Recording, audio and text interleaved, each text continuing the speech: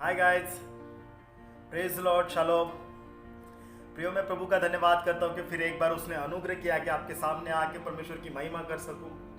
प्रियो, मैं आज आपके सामने एक छोटी सी गवाही शेयर करने जा रहा हूँ जिसके द्वारा, जिसको सुन के आपके भी जीवन में कार्य होगा। हालेलुया। प्रियो, मैं बताना चाहूँगा, अभी 4 दिन पहले मुझे किसी का फ़ोन आया था आधी रात को, और जब मैंने फ़ोन रिसीव किया तो मुझे सामने से एक लेडीज़ की आवाज़ आ रही है। वो कह रही है कि पास्टर जी, मेरे बेटी को बचा लो। मैंने बोला, सिस्टर क्या बात है, क्या हुआ, आप कौन बोल रहे हो, कहाँ से बोल रहे हो?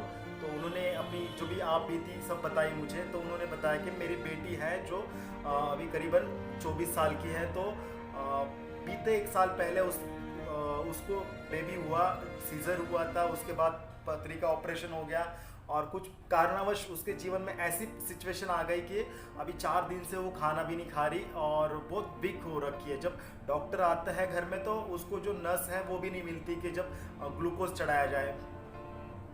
तो ऐसे सिचुएशन में तो उन्होंने जब मुझे फ़ोन किया तो मैंने बोला, ठीक है सिस्टर, आप विश्वास रखो, कुछ भी नहीं होगा। परमेश्वर है, परमेश्वर जीवित परमेश्वर है जो मुर्दों को जिंदा करता है, वो यीशु मसीह। अगर हम उस पर विश्वास करते हैं तो हम हर प्रॉब्लम से, हर सिचुएशन से वो हमें निकालने के लिए सामर्थ्य है। तो उन्होंने विश्वास किया और जब हमने प्रार्थना की, लेकिन 3 दिन बाद हम देख रहे हैं कि वो आधी रात को इतनी प्रॉब्लम में ज़्यादा बढ़ गई कि उसको दिल्ली के BL कपूर हॉस्पिटल में एडमिट करवा दिया है, ICU में। और वो ICU में चली गए। और जब ICU में चले जाने के बाद जब उनका फ़ोन आया कि ऐसे डॉक्टर ने बोला कि अब ख़त्म हो गया सब कुछ, 1% चांस है उसके बचने का।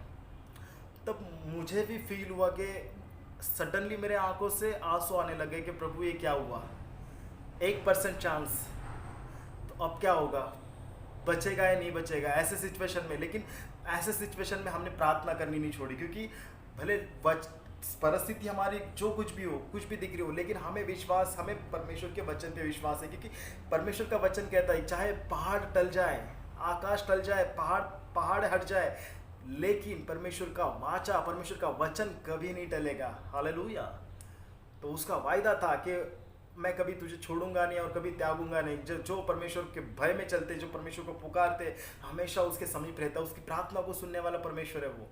तो फिर परमेश्वर ने, जब हमने प्रार्थना किया तो सडनली उसके बॉडी में मूवमेंट होने लगा। और देखते तो और 2 दिन बाद वो सिस्टर ICU से, जो 1% चांस था बचने का, वो बच के आज पूरी तरह से ठीक होके अपने घर आ गई। 1 मिनट। हाँ, स्टार्ट। आज मेरी बच्ची यहाँ पे मेरे सामने बैठी है। आज ईसा मसीह ने मेरी बच्ची को वापस कर दिया। डॉक्टरों ने जवाब दे दिया था मेरी बच्ची के लिए। आज मौत के मुंह से बचा के ईसा मसीह मेरी बच्ची को वापस लाया है। ईसा मसीह ने मेरी सुनी और डॉक्टरों ने जवाब दे दिया 1% जीने का था, पर ICU से बच्ची वेंटिलेटर से उठ के आज बच्ची मेरे सामने बैठी है। मैं उस मसीह को धन्यवाद करती हूँ, ईसा मसीह को। आज ईसा मसीह के वजह से आज मेरी बच्ची को, मैं ईसा मसीह पर बहुत विश्वास करती हूँ। आप सब भाई बहन मेरे ईसा मसीह पे विश्वास। हालेलुया।